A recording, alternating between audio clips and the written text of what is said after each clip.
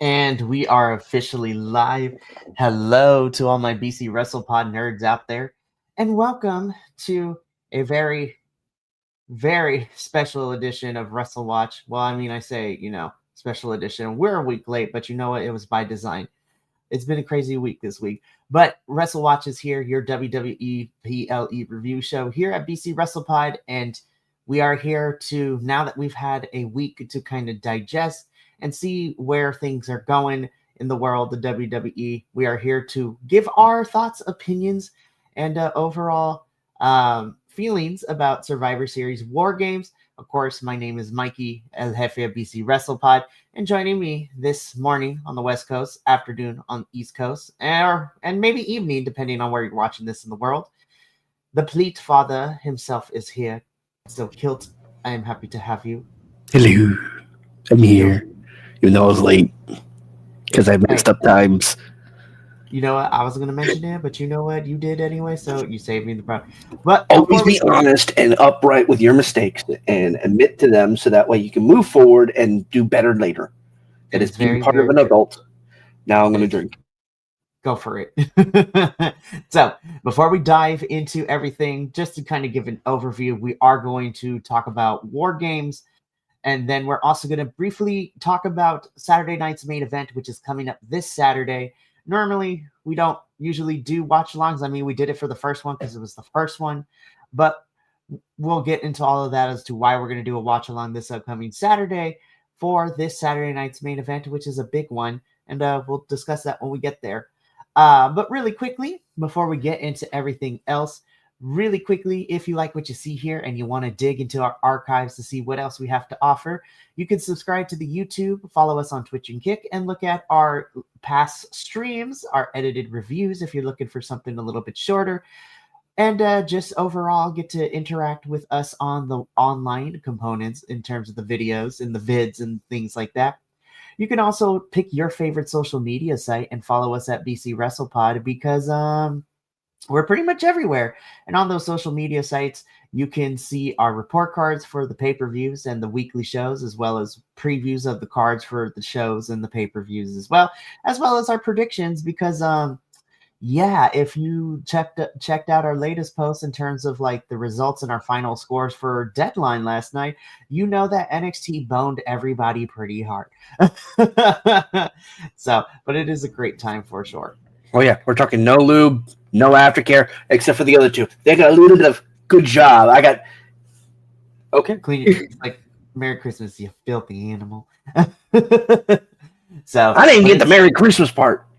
It's crazy out here for sure. But on top of that, we also have some merch available. We are entering the final weeks of 2025, so all current designs in the shop will be going away come the new year because we got some new designs coming up. We are revamping some stuff. It is great. So I'm excited for BC WrestlePod in 2026, but make sure you get your holidays shirt, which will be going away after the holidays. So please do so. And that is at bcwrestlepodshop.fourthwall.com. On top of that, though, if you would like to, help us monetarily, so to speak, you can donate to our coffee, which is a great time to be had by all. So the little coffee bot will be popping in ever so often. Now that that's out of the way, let's get into why we're here. So again, it's been about a week. We have, been able to reflect and digest Survivor Series War Games. And let's just get into it, shall we? So we kicked off Survivor Series War Games with our Women's War Games match. So this is the team of Io Sky, Rhea Ripley, AJ Lee, Charlotte Flair, and Alexa Bliss, taking on the team of Lash legend Nia Jax, Becky Lynch, and the WWE Women's Tag Team Champs, the Kabuki Warriors, Asuka and Kairi Sane. So I'm going to repeat this phrase as we go through the rest of the show. I think this was a solid but safe show overall. I said so as much from my report cards. It just felt that there was a lack of pizzazz, so to speak, for certain things. I will say that this match was one of the brighter spots for me, for sure. Well, actually, I will say this now. The first half of the card were the bright spots. Everything afterwards was just like fine to, oh, so this is what we're doing? Okay. I want to put this out there really quickly, though, because I've seen a lot of comparisons over the last week. It is not fair to compare this match to the AEW equivalent with our first ever women's Blood and Guts match that happened a couple weeks ago prior to this pay-per-view. And I don't believe in, comparing women to each other because that's not fair either, because the internet already does that and the real world does that enough. And companies are different, and all women's wrestling is fantastic. With that being said, though, I think this was a fun match, but I feel that it was very toned down.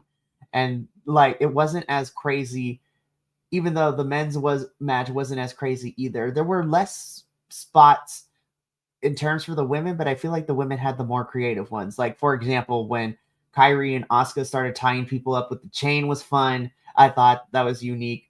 Io with the trash can spot was great. But as far as this match goes, I think it was fun. It was solid. I just felt that there was a lot of the fieriness kind of missing. It was very tamed compared to past years' women's war games. And I'm not expecting everyone to start bleeding, but at the same time, I was like, this felt very tamed. And I was just like, oh, okay, this is solid. I had a good time, but it was fine, I think, which I don't know. I need to start finding new adjectives. But there was I felt like there was something missing in this match. I don't know if you felt the same way, Kilt. Oh, I did. I definitely did. Because two of these, in all honesty, you could literally separate everybody out. Obviously, Io and Rhea have a thing with the Kabuki Warriors. Okay, cool, feud there. AJ Lee and the man Becky Lynch have a feud there. What's Charlotte Flair and Alexa Bliss's stake in this? What is Lash Legend and Nia Jax's stake in this? Because there's nothing there, and it's like it's just their storytelling was poor. There's no reason for all 10 of these women to really come together and coincide and then fight each other.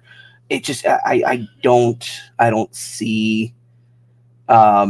I didn't see anything story wise for this match, and as you said, it was very tame. It felt like they were just trying to get through the match. And we'll see this in a little bit in like one or two more matches later. And I'll bring it up as well. What is this? Okay, never mind. But it was a good match all in all. I enjoyed it. Mm-hmm. Obviously I absolutely loved Io becoming, Io the Grouch and trash canning her way through everything. That was fun. That was entertaining. Kyrie is going a little bit deeper into the dark side from what it looks like, or at least that's what I think they're trying to push her towards. I wanted a split between Kyrie and Asuka, and Kyrie went over to Io's side, but that's okay. That can be built out some other time. It's just storytelling. That was the biggest issue. There was no story here. It just literally looked like there were a faction here going after each other, and then they decided to add in 4 people that really didn't have anything to do with anything. Not saying Lash Legend didn't belong on this stage. She does. She's an amazing, amazing athlete, and I love everything she's doing. I'm so glad she's now on main roster. Mm-hmm. But the situation as I see it, she had no stake in this fight. Nia Jax really didn't have a stake in this fight. Charlotte and Alexa had no stake in this fight. Becky Lynch inserted herself into this fight from what I could tell, and the only reason AJ Lee stepped up is because Becky Lynch was there. Fair. So, and I think that's kind of been the big problem, like the last 2 war games for the women's matches. They always do this. We get very little story build, and then they end up being probably the favorite of the 2 matches. But I feel like this year definitely showed it's like this is what happens when you don't have any narrative stakes for everyone to be in this match. And then kind of to fast forward to this week on Raw and SmackDown, I'm thinking, okay, we got feuds going. So we got some feuds like the Charlotte and Alexa are going back after the Kabuki Warriors to get the titles back, and then Lash and Nia Jax are also in their mix, so that's fine. And then I'm like, AJ and Becky are probably going to keep separated until we get closer to Mania, so that's been weird to see. EO has kind of been non-existent this week on television, which was really weird. And then you have Rhea Ripley, who I was like, oh, okay, so she's gonna go after people. What do we do?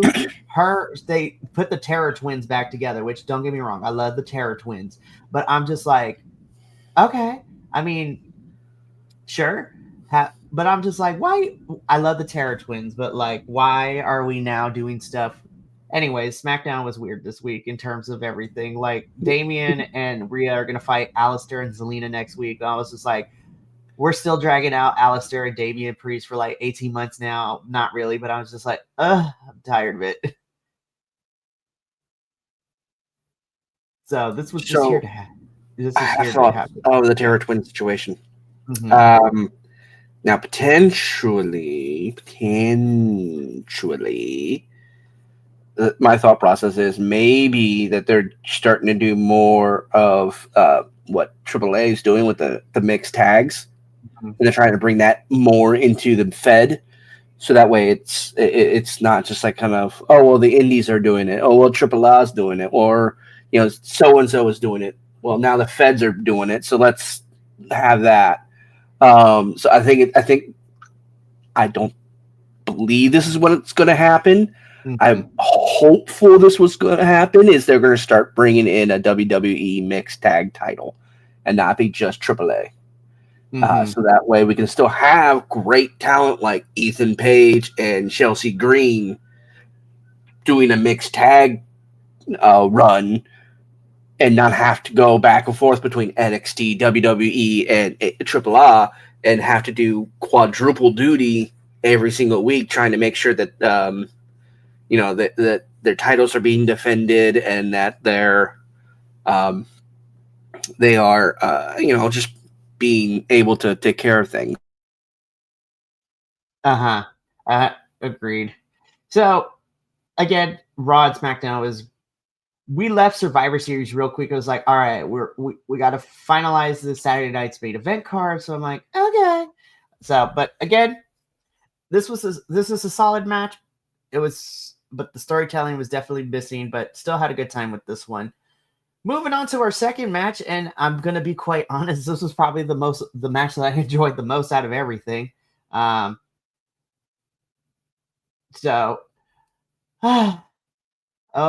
Dominic and John. This was crazy to say that this was my favorite match. I think that's because it had the grand spectacle of it all. This was for the Intercontinental Championship, and John Cena defending his title against Dirty Dominic Mysterio. This was just fun because Dom and Cena did their thing. Dominic faking like he might have actually hurt himself on the floor, and then we got interference from Raquel and Roxanne, and then we had Finn and JD run into, and then to kind of top it all off, we got the return of Liv Morgan, which I was like, hell yes, I've missed you, Liv, and I thought that was great. And because of Liv's return, she ended up helping Dominic regain the Intercontinental Championship. And spoiler alert for everyone. But yeah, honestly, this was probably my favorite match of the entire night just because it felt like a pay-per-view match with like everybody being involved. It was just fun. It didn't feel like, what's the word I'm looking for? It was just fun. And I feel like I think that's my biggest critique with Survivor Series. I had a good time because, the production, everything was good, but this felt like a well-produced like Monday Night Raw or SmackDown, but this to me felt like a pay-per-view match because it was just fun. And I feel like sometimes that's why I've been enjoying, and this is a hot take, this is why I've enjoyed NXT's pay-per-views better this year because it's like, yes, you get the storytelling and good wrestling, but it's just fun. I was just like, it's not as formulaic. And that definitely showed when we get into our next match after this one. But I had a blast with this one. And it's sad to say that this was my favorite match. But this is my favorite match of the entire card. But that's because I had the most fun with it. I was pissed about that injury. It literally, that botched looked so bad. I was legitimately concerned for Dom. Like, I was upset. Like, I'm like, oh my God, is he actually okay? What's going on? That was so bad. That was almost as bad. Okay, that looked as bad as when the youngest in charge took that gainer onto the stairs that one night. That's how bad that looked. Like, I thought he actually hurt himself, and then he got up and went back. I'm like, you mother! I was. If you go back and watch the VOD, you'll see me. I was pissed. My brain just sorry, tired. Sleep's not being kind to me this weekend. But no, this was. I was expecting Rey Mysterio to come out at one point because just people kept coming out, and I was like, "Come on, give me someone to help John." That's what I thought was going to happen, but obviously it didn't. So I was like, no. "Oh, okay." So it was kind of upsetting, and it's like, and the funny part was, I saw Liv coming out and saying, "Oh yeah, we're still dumb. We're going to bring the Judgment Day back to being dominant." Judgment Day isn't dominant if you need to fucking interfere with each other's matches. I'm sorry, that's going to be my hot take in this situation, but you aren't dominant if you have to interfere with each other's matches. Mm-hmm. That's just how it is. I'm sorry. I'm glad you think that you guys are dominant, but you're not, because you have to interfere. Because you literally have to jump in and save each other every freaking match. I guess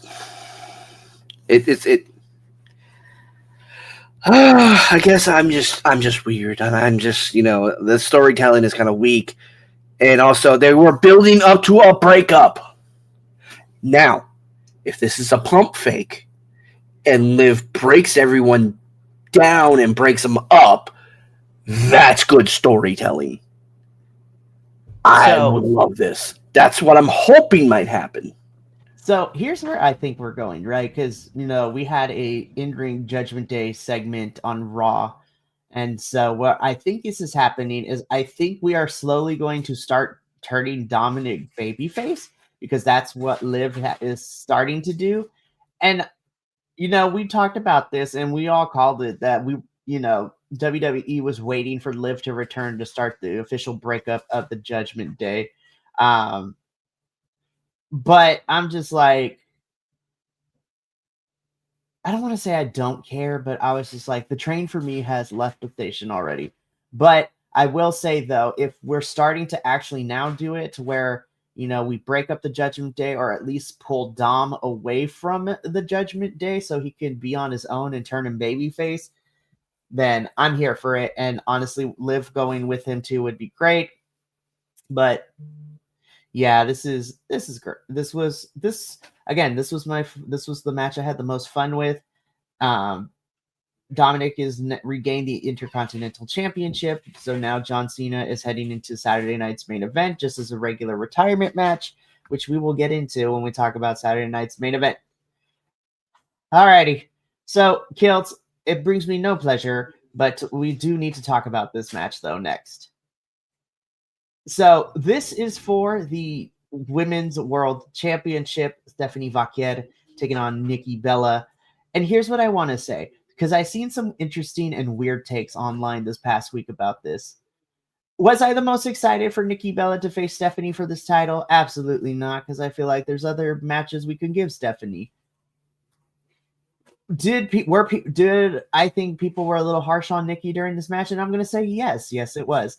I'm not a Bella stan. I'm not, part of the Bella army or whatever. The Bellas never really did anything for me in terms of professional wrestling, but they mean a lot to a lot of people growing up in the Divas era, and I 100% respect that. What I don't appreciate is people saying that Nikki was so bad in this match. I'm like, no. And I was like, I actually think this was Nikki's best match since returning to WWE in this current run. And dare I say, I think she put in the work. She did really good. I think she worked better as a heel. My biggest issue with this match actually has to come down to Stephanie, not herself, but the way that we are kind of booking Stephanie's championship run it's not fun. And I don't understand, and I get, you don't want to give her like big name opponents because then you're trying to protect everyone, but like, and I know that Stephanie has to work a different style now that she's in WWE compared to like when she was in CMLL or wrestling around the world. But the biggest issue I had with this match, it just felt very paint by numbers. It was like standard step 1, step 2, step 3, and I didn't feel that Stephanie's passion was here. And I don't know, maybe it was just me reading into it, but it was a safe match, but I just felt like there was I felt Stephanie was there, but she wasn't like present, if that makes any sense. I don't think she was happy with the match in general. I don't think she was happy with the storyline leading up to the match. I don't think she was happy with how the match worked out per se. I don't think there was. I think there was a couple spots that she was upset the way they went. And I sent you this the TikTok where Nikki herself says she took the Devil's Kiss wrong and ended up injuring herself.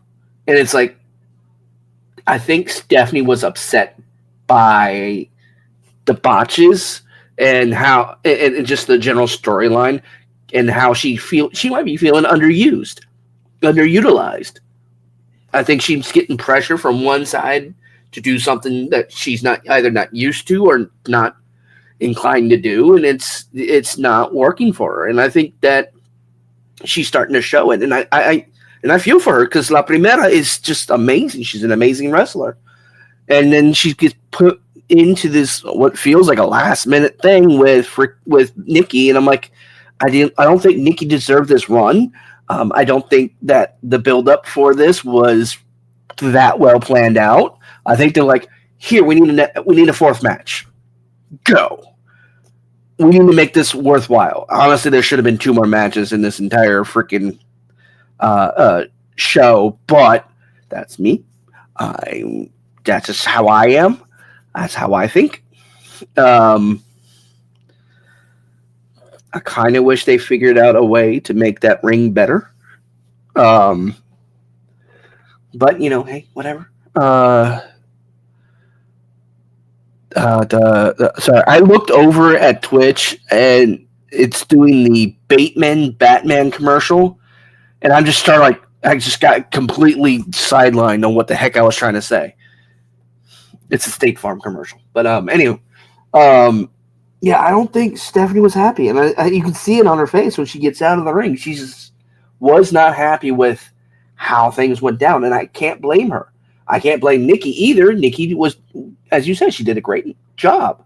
She botched a couple of things and didn't do things certain ways, and so that probably upset Stephanie. But even Nikki admitted she messed up, which is a good point. As I said at the beginning, if you make a mistake, you admit to it, learn from it, move on. Don't don't try and hide it. Don't try and say, "Oh, well, I didn't do that." But I think they should have done better development for this, because it was literally like a 1 or 2 week build for this, and that was it. And I'm like, I didn't like the build. I didn't like how we got to where we were. And I overall, the match was good. It could have been better. It could have been. There could have been more.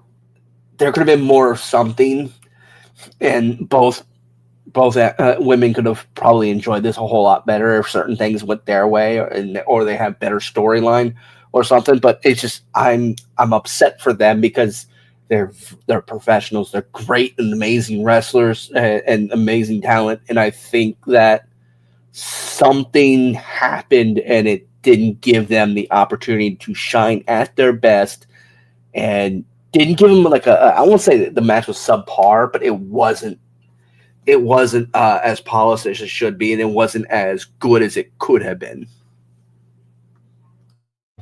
Yeah. Again, the match itself wasn't bad. I actually thought this was a pretty solid match, but at the same time, there was just elements to me that were missing from it, and I think that's the big thing throughout this whole entire Survivor series.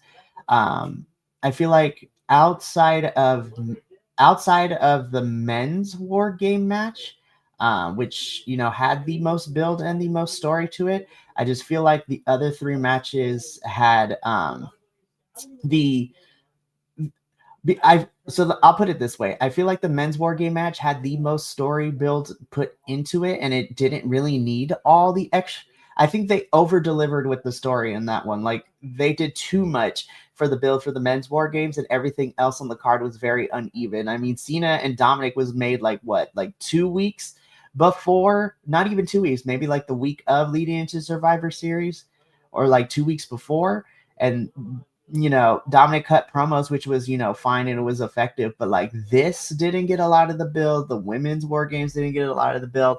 And I think that's why I ended up giving this, show a C+ overall. It's because it was safe. It was a safe pay-per-view. It was a solid work and stuff from everyone, but the unevenness of, giving the storytelling build to this match, like, it didn't help a lot of these matches. I also do agree we probably should have gotten like one or two more matches. Like, we could have had another mid-card title. Like, honestly, we could have had Ilya Dragunov have an open challenge on this pay-per-view. Like, that could have been great. But, at this point, again, Stephanie, Nikki, fantastic. It's very solid work. It just was missing the build to this.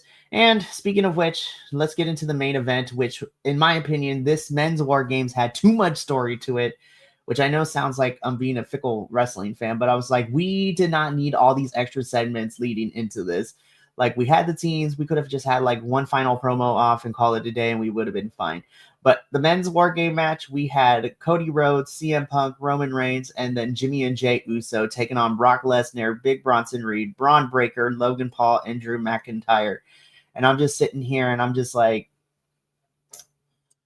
again, I think the men were able to like use tables and do stuff like that, but I also feel like I was just like, I don't really care about this one. I was just like, I thought things were gonna go down after the match was over, but like, it didn't, so it felt very flat on TV and then flat when we were there live.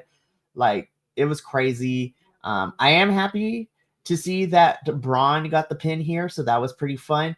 There was a scary moment where I thought Braun, like, when he landed hard on his neck after, I forgot who gave him the power bomb, but I was just like, it looked really bad, and I thought Braun was legit, like, gonna be hurt. I got a chuckle with Jay being so unserious in this match and doing the yeet in the middle of the match with the music. Him on top. Listen, he was so unserious, and people were so mad. I was just like, I don't care. I was like, I love how Jay is so unserious. But again, this was another one where I felt like we had too much story going to it. Again, look at me being a fickle wrestling fan. I feel like we did not need all this build. Like, I understand why everyone was here and why we had this. And I was just like, it was what it was. And then to mention, though, of course, towards the tail end, we had somebody in a black hoodie and a ski mask, jump over, and people are like, oh my God, it's Seth Rollins. I was like, you guys, like, I need y'all to calm down. It is not Seth. Seth is legit injured. I still look at him sideways because after we got faked out, leading into SummerSlam, but at the same time, I was just like, it's not Seth, but it is Seth. And the reason I say this is because it's whoever the hell they want it to be when they finally reveal who it was. You know it's not going to be the same person. It's probably going to be one of the extras they had in the back that they like, okay, he can climb this, he can do the coup de grace, or do the curb stomp. Coup de grace, something else. That's Finn Balor's move. Yeah. And then he can climb back out and run the fuck away. It's not Seth that did it, but it's Seth that did it. It's whoever they want it to be. I'm just like, guys, let's just put Austin Theory in this group. Like, I don't know why we're not having him on TV. Like, it's wild for sure, and I'm just trying to figure things out. But yeah, this match was fun enough. But again, it was I think leading into this, I was like, there was so much, story bits and so much focus on this. I was like, we don't need all this, you guys. We could have given some of the time to building up the other 3 matches we had on this card, but that's neither here nor there. The heels end up winning thanks to the person in the hoodie, and they ended up winning. And then I was just like, okay, so we're going to get some fallout. We're going to get some build. I know we got Saturday night's main event, but we're going to figure out a direction, right? Everybody is like all over the place. Like Braun cuts a promo. I mean, him and Punk might be going at it, which makes sense because, Braun got the win for his team. But what I'm trying to figure out, is I want to focus on Cody because Roman's gone until further notice. He'll be back at Rumble season, so we won't see him for the remainder of the year. But I want to talk about Cody really quickly because I'm just sitting here. Well, first, actually, I want to talk about Jay because Jay started crashing out after losing to LA Knight on Raw, getting eliminated from the last time is now tournament. And after the match, he had a full on crash out. I was like, I like crash out Jay. I need this to be his character for a little bit because he keeps losing and now he's crashing out. And I like seeing crash out. Oh yeah, crash out Jay is fun. I want not serious, but crash out. Give me the goofy shit. But the crazy goofy shit. He's on a losing streak, and he's gonna throw a tantrum. He's gonna destroy things. It's great. But I want to talk about this Cody situation. So I'm just sitting here. I'm like, okay, you know what? We're probably gonna build to Cody and Drew. Drew was on the winning team, so he should have some credence to fight Cody, right? But for Saturday night's main event, right? On SmackDown, Cody comes into the office with Nick Aldis, and at first I was like, okay, we're gonna see where this is going. We don't know that it has to do with Saturday night's main event, but Cody wants to talk to Nick and we follow them camera work into the office, right? And so I'm like, okay, cool. Then when we get into the office, I see Oba Femi and Ricky Saints in there on Friday Night SmackDown. I'm like, what's about to happen? Why do we have, mind you, this is the day before Deadline, which these two are supposed to have their NXT championship match. And so Ricky and Oba's questions were me. I was like, what are these two doing? They have a match at Deadline the following night. What are they doing here? And Cody just explains it to them. It's just like, I'm all about giving opportunities. And I'm like, Cody, I love you, but when? But Cody tells Oba and Ricky that whoever wins their match at Deadline will go face Cody at Saturday night's main event. But Cody didn't mention that the title was going to be on the line. It was just going to be a singles match. And I'm just sitting here and I'm just like, I hate this so much for Oba and Ricky because good and damn well that it doesn't matter at this point as Friday Night SmackDown. It doesn't matter who ends up winning at Deadline. In my head, I was just like, Cody is not losing because main roster is not going to. And then, spoiler alert, if you haven't watched Deadline yet, but we kind of already know, Oba is now three-time NXT champ, and so it's going to be Oba versus Cody Rhodes at Saturday night's main event. And I'm just sitting here, and I'm just like, y'all wrote yourselves into a corner because I know for damn sure they're not going to let Cody lose, but they also are not going to let Oba lose. So what's probably going to happen at Saturday night's main event, and we're going to put on the bingo card, Drew's going to cause disqualification and a no contest. Yep. And I'm just sitting here. I'm like, then why do we have this match? I'm not saying that every match has to have a winner or a loser, but this should be a winner or a loser. I was just like, why are you going to do it? This, whatever. It's stupid. I'm mad. And it's just so dumb. Which, let's just get into the Saturday night's main event talk because we're done with Survivor Series. But let's talk about Saturday night's main event. And I'm going to continue to rant on this. So it's going to be Cody Rhodes versus Oba Femi, right? And again, I'm just like, I freaking hate how this is going for me personally. Again, there doesn't have to be a winner or a loser, but might I add, this is Cody Rhodes going up against the men's NXT champion on Saturday. So I'm like, once again, NXT championships are not held the same value or weight as main roster main titles. I was just like, get the hell out of here with this mess. I already see the writing on the wall and I'm so mad. I was just like, I don't like this for Cody. I especially don't like this for Oba. And I was just like, this is stupid. And I'm just dumb. I was just like, why make this match if you're going to cause a, DQ, no contest? This is some bullshit is what it is. It's full on bullshit. And honestly, they should, we're gonna talk about this on an NXT Losos about deadline, but it's like, come on, guys, how are you gonna make okay? I understand the Oba and Cody Rhodes fight.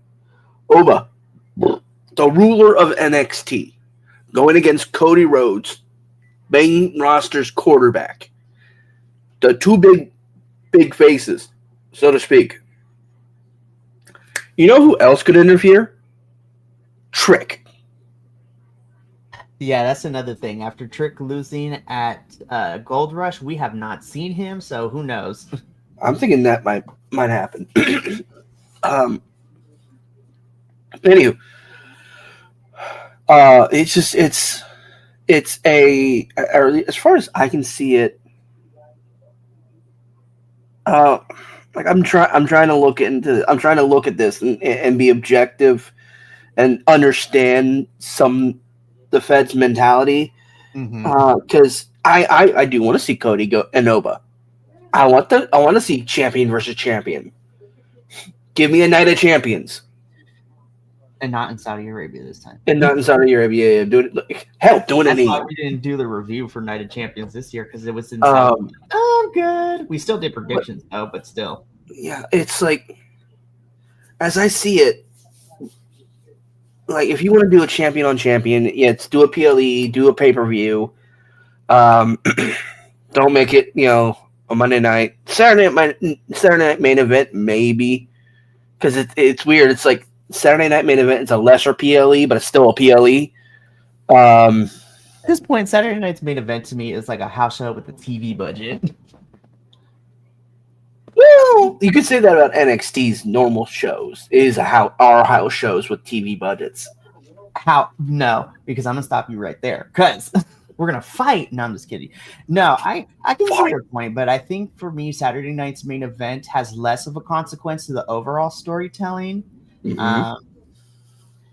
Like everything that happens at Saturday night main event sometimes has a storytelling perspective, like leading into other things, but other times it does not. And at least the NXT pay-per-views at least have some sort of story consequences leading into the week to week. All the same pay-per-views for NXT. I'll check them out every day. That's true. The Tuesday night shows are basically house shows that are put on TV. Yep, and they are baller. Oh my god, they're so much fun. They are a lot of fun, and I think that's my issue with main roster in general, is because like at least NXT throws things at the wall to see what sticks and what doesn't, but they're willing to try anything and everything. Main roster doesn't take risks like that to me, and I get it because it's main roster, it's your flagship shows, the SmackDown and Raw. But I'm like, let's take risks, you guys, and make it. You know what? We're going to talk about risks for a second. Here's what NXT does that SmackDown and Raw doesn't. They have dance-offs before the show starts. I am dead serious. The crowd does a dance-off. It is so hilarious every single time. They fucking play Bye Bye Bye. They do it's a Thriller, or it's a Michael Jackson song. They do like 3 of them, and it's just so much fun, and it gets the audience like really, really involved, and it's just so great. And then you have have Jim 316. So Jim's one of the security guys at the PC. Right. His role, Jim 316. No video for no videography. You can take stills, but you can't record. Yep. So he walks around the barricade with little signs that says Jim 316. No, but I'll just say NXT shows are a lot of fun, but that's what I'm saying. I want more fun on main roster. But anyways, so like I said, that's Cody and Oba for Saturday night's main event. Then on SmackDown, out of the blue, because they're like, okay, we have John Cena's retirement match. Oh crap, we probably should get some other matches on this card too. So randomly, we're gonna be getting Bayley versus Sol Ruca, just cause I was just like, listen, I love Sol Ruca, I love me some Bayley, but what the F? Like, what? This is out of nowhere. That makes no sense to me. As much as I enjoy Bayley, Sol has her own rivalry to deal with right now. That's what I'm saying. And you know what? To be quite honest, because this has happened on SmackDown, I was just like, oh, she's not winning then tomorrow. Damn it. There goes my point for Deadline. That's the only thing that I hated. I was just like, with her getting a match against Bayley at Saturday night's main event, I was like, oh, so Soul's probably not going to win Deadline. And I was just like, darn it. But again, on paper, I'm excited because Bayley versus Soul should be fun. But again, it's like they just threw this match because they need more matches on the card. I was just like, there's no story build. It's just, to have a match. And I'm just like, whatever. But, and then, of course, let's get into what is main eventing the show most likely, which is the retirement match, John Cena's final match. We have a winner. We have a winner of the Last Time Is Now tournament on Friday Night SmackDown. We had actually a very baller match in the finals, but Gunther ended up beating LA Knight, so it is going to be Gunther versus John Cena at Saturday night's main event this upcoming Saturday. And I know a lot of people are mad at it. I was like, I'm not mad. I was like, I called Gunther from the very beginning. I'm just happy we didn't get a Jey Uso Gunther finals, because I was like, no, don't do this to me.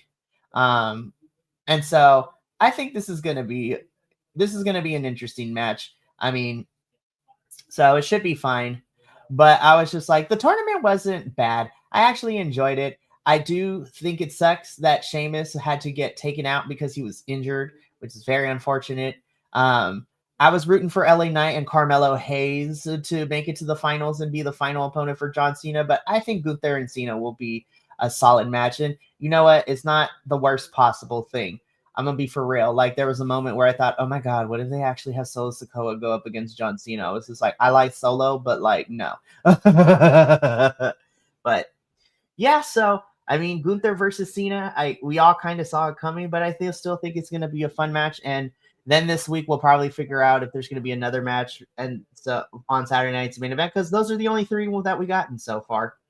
But yeah, so we will be doing a live watch along for Saturday night's main event this upcoming Saturday. And again, normally we don't do watch alongs for Saturday night's main event, but because this is Cena's retirement match, we need to, because this is a moment in wrestling history where John Cena will officially, hang up his in-ring wrestling boots and be retired from in-ring professional wrestling, at least the in-ring aspects of it. So make sure to tune in Saturday. But yeah, that's going to be it for us here at Wrestle Watch.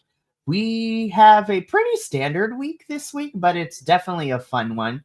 So to kind of give you a rundown for this week, Tuesday, we have our AEW review as we are still in the middle of Continental Classic time, and we now have the final set for the inaugural AEW Women's Tag Team Titles Showdown.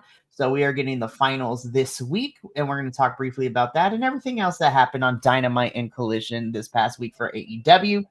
Then on Wednesday, it's your doubleheader feature. First, the NXT crew will be here to review NXT's Deadline. Lots of swerves, lots of questions. We got returns. So we're going to break all that down on Tuesday at 5:30 p.m. Pacific. And then at 8 p.m. Pacific that same night, the CMLL boys will be here breaking down CMLL action. And this was a pretty fun week for Lucha Libre as well. Then on Friday at 7:30 p.m. Pacific, the TNA crew will be reviewing TNA's final pay-per-view of the year, Final Resolution, in which we got lots of people making debuts. We got lots of new talent coming through. We had some crazy matches, so we're going to break down that pay-per-view. And then on Saturday, as mentioned, 5 p.m. Pacific, live watch along for Saturday night's main event, Cena's retirement match. And then Sunday at 5 p.m. Pacific, the GCW crew will be doing a live watch along for the Nick Gage Invitational 9 death matches all the time. So it will be bloodied. There will be lots of light tubes broken. It's going to be a nutty event. But that's going to be it for us here. Thank you so much for tuning into our review for Survivor Series War Games. We will be having a very fun week. But from all of us here at BC WrestlePod, remember, take care of yourself, love one another, stay Bi-Conic, and more importantly than anything, you always deserve to finish your story. We will catch you this week for a plethora of reviews. But until then, sayonara, adios, and until next time, peace.